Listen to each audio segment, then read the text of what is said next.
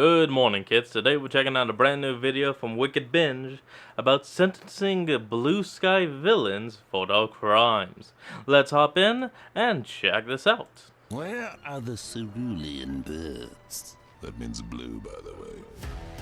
Cerulean? We've locked up villains from Disney, Pixar, and DreamWorks, so how about we get to our Blue Sky Studios docket? Although they aren't as well known as the aforementioned studios, Blue Sky still put out a fair amount of beloved films and franchises for nearly 2 decades, and some of those movies had some great villains to boot. Now join us as we chronicle the antagonists of Blue Sky's first decade and decide what fates suit them the most. I'm Keefe Nossi with Wicked Binge, and this is Sentencing Blue Sky Villains for Their Crimes, Part 1. Let's do this.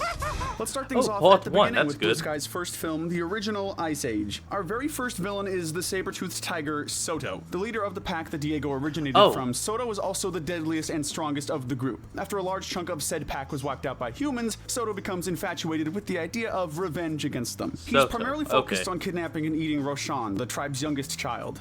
It had better be alive. That motivation alone makes him guilty of attempted kidnapping and murder. Starting things off strong today, aren't we? He tries again to commit murder after Diego leaves the group as he sees this decision as an act of betrayal. One of the most dangerous predators to come from the prehistoric days, Soto's not to be toyed with, and due to his crimes, gets 10 years in prison. He could have gotten a worse sentence. 10 years for attempted murder and attempted kidnapping? That doesn't make sense. 10 years? Nah. But because he ultimately fails at all that he tries to accomplish, we'll spare him in this case. Hey, it's better than going extinct, that's for sure. We're finishing off Soto's pack by looking at Zeke, Oscar, and Lenny. These guys are...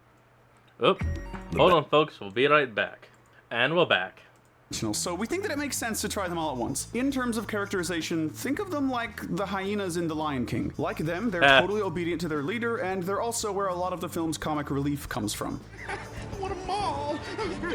In regards to the crimes this trio commits, they are first and foremost guilty of aiding and abetting Soto in his quest for vengeance. Beyond that, all three of them also attempt to murder Diego after he leaves the pack. While they're not as prominent in the film as Soto is, these three manage to have the same criminal charges that he got, showing once again how loyal they are to their leader. This means they all get the same amount of time in prison, right? Well, man, I got this video at max, and I know my computer's at max, but according to OBS, these guys are not that loud. Not exactly. Since they aren't as threatening nor as determined as Soto is, we'll hold off on giving them the same sentence he got. Instead, these guys will be enjoying a sentence of 5 years in the slammer, half of what Soto got. The fact that they lack the level of threat Soto has manages to be their salvation, as it's what would have easily gotten them the same amount of prison time he earned. Sometimes it's actually good to be a bit underachieving. That's what I tell my parents anyway. I mean, you never know when doing so will help save your skin. We're moving on from prehistoric times to the age of robots with the next film on our list, 2005's Robots. First to stand here is the head of Big Weld Industries, Ratchet. Once the right-hand man to Big Weld himself, Ratchet overthrew him in an effort to gain more control of Robot City. That already means this robot is guilty of corruption. Following this, his primary goal shifts to getting rid of all outdated robots so that they can be replaced by upgrades. Why be you when you can be new? He wants these older models gone no matter what, showing that attempted genocide is... I do have to say one thing about that tagline. It's surprisingly good. Indeed one of Ratchet's most grievous offenses. In the film's final battle, he not only tries to dispatch Rodney and his comrades, but he also attempts to melt Big Weld down to make way for his new robots. This adds both attempted murder and torture to an already morbid set of crimes. A robot obsessed with upgrades and his legacy, Ratchet is the worst kind of business. Throw in a dash of sexual harassment if you don't mind.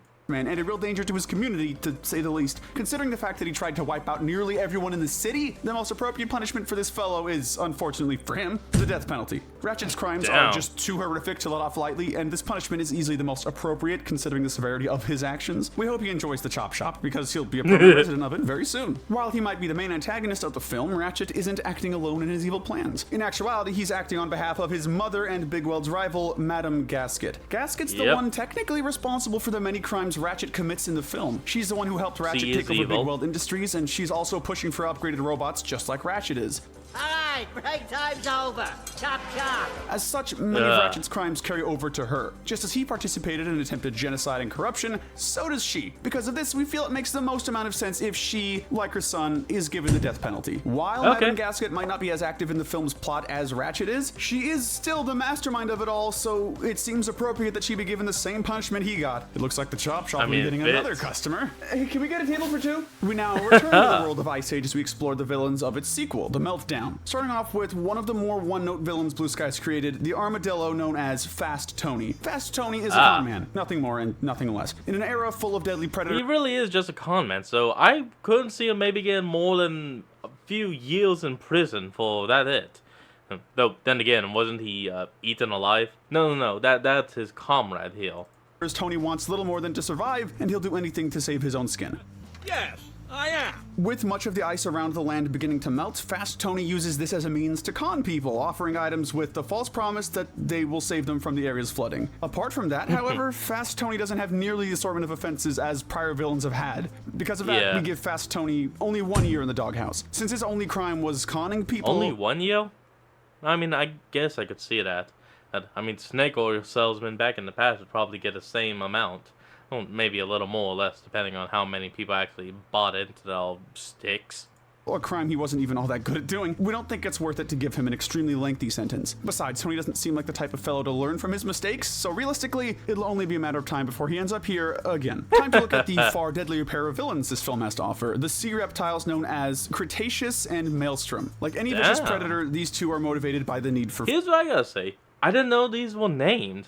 I mean, did anyone out there actually know that these were names? Cretaceous and Maelstrom. Not bad. Oh, Maelstrom. Whatever you want to pronounce it as, but still.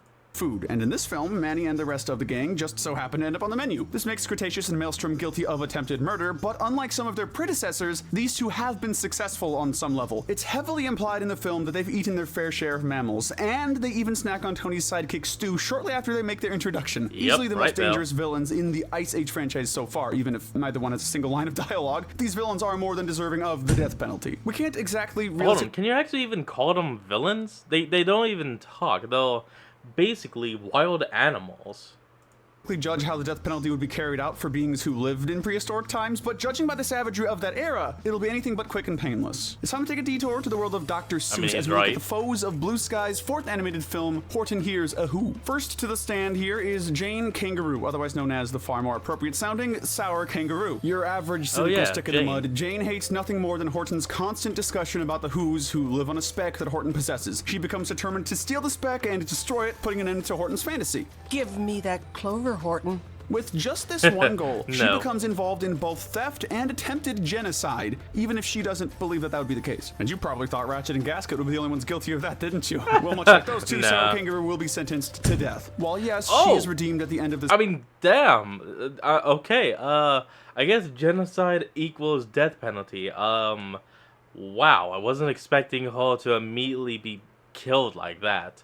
And I was thinking that Vlad would be it. You know, Vlad the, fuck, I forgot what body is. This film does her saying sorry really absolve her of nearly wiping out an entire civilization? Oh, we don't think so. Who knows how this penalty will be enforced, but we're sure the Whos have something special planned for her. The second and final villain to come from this film is simply named Vlad Vladikov, a vulture hired by...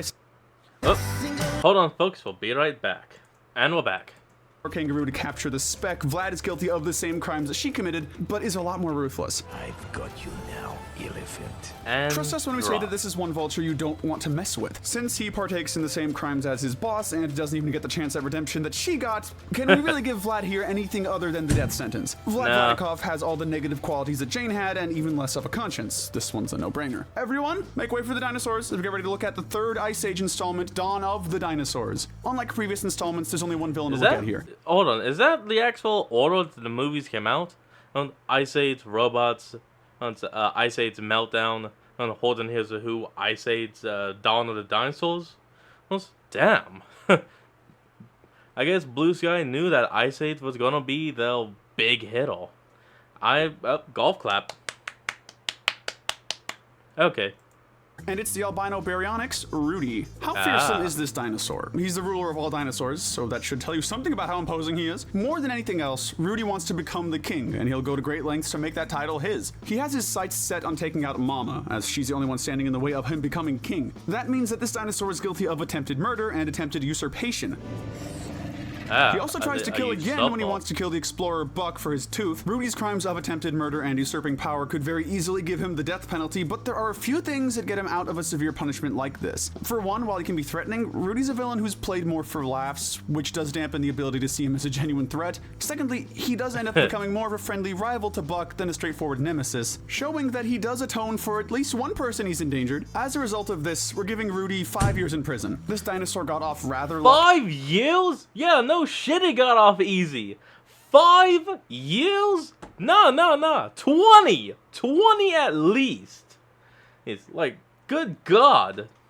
If you ask us, if he were a bit more intimidating, he'd probably be going out the same way as all the other dinosaurs. It's time to wrap up this part. Hold on, I'm gonna take a small cut, be right back. Okay, we're back. Like, I just had to check and see what that flash was. It was meant to be the female prehistoric squall, like given the stink eye. Okay, so moving on.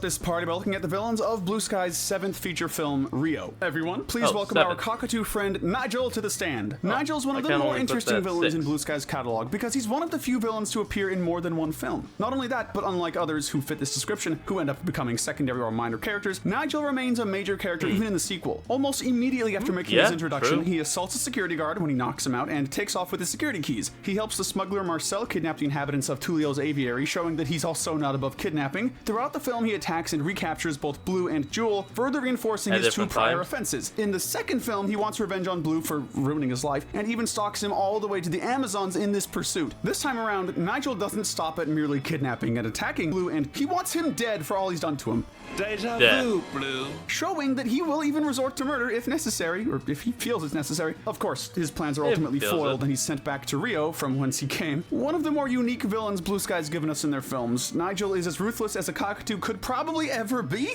and he's more than deserving of 50 years in prison. At the very least, that should be enough time for him to grow his hair back. Wait, how long do cockatoos live? Now let's look back at the real villain of Rio, Marcel. Nigel's owner, Marcel, is a poacher who wants to get rich by selling as many rare birds as he can. Once the plot of the film kicks in, he becomes particularly focused on kidnapping the macaws Blue and Jewel, which he does manage to do, at least for a time. This means he's one of the few villains here to actually successfully kidnap somebody, unlike others who merely attempted the act. Congrats, I guess. Oh yeah, success.